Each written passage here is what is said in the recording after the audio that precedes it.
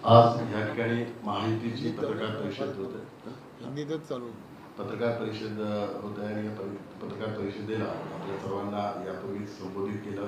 भारतीय जनता पार्टीचे प्रदेश अध्यक्ष आदरणीय रवींद्र चव्हाण साहेब, राष्ट्रवादी काँग्रेसचे प्रदेश अध्यक्ष आदरणीय सुनील तटकरे साहेबांनी, आणि आज या ठिकाणी ही पत्रकार परिषद घेण्याचं महत्त्वाचं कारण की ही विधान परिषदेची 18 जूनची जी निवडणूक आहे ती निवडणूक आम्ही सर्वजण महायुतीच्या माध्यमातून लढवतो.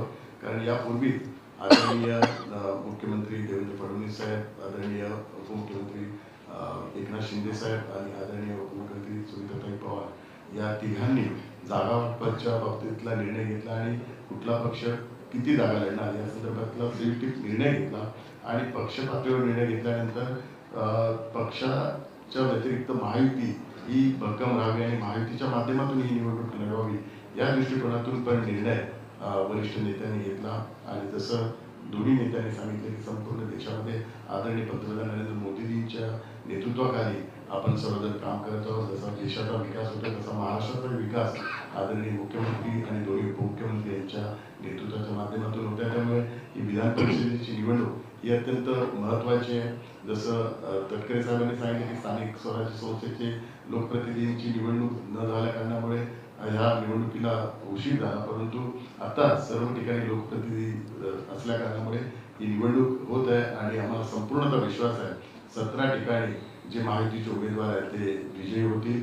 या संदर्भातल्या ज्या अधिकृत सूचना आहेत ती सूचना पण सर्व स्थानिक स्वराज्य संस्थेचे जे मतदार आहेत त्यांना महायुतीच्या माध्यमातून देण्यात आलेली आहे. एक नंबरचं पसंतीचं जे मतदान आहे ते ह्या 17 जे आज आदरणीय रवींद्र चव्हाण साहेबांनी ज्या 17 उमेदवारांची घोषणा केली त्या 17 उमेदवारांना एक नंबरचं पसंतीचं मतदान करावं हे आव्हान पण या ठिकाणी केलेलं आहे.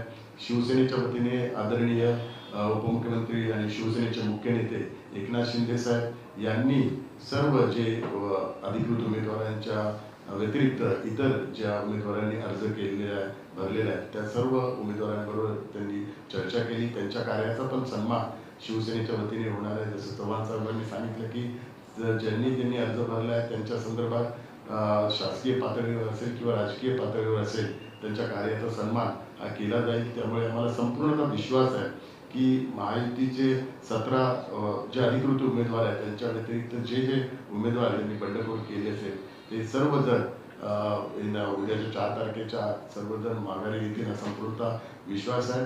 आणि येणाऱ्या 18 तारखेला या 17 जे अधिकृत उमेदवार आहेत त्या सर्वांना भरघोस मतदान होऊन ते संपूर्ण विजयी होतील हा एक विश्वास या पत्रकार परिषदेच्या माध्यमातून व्यक्त केला.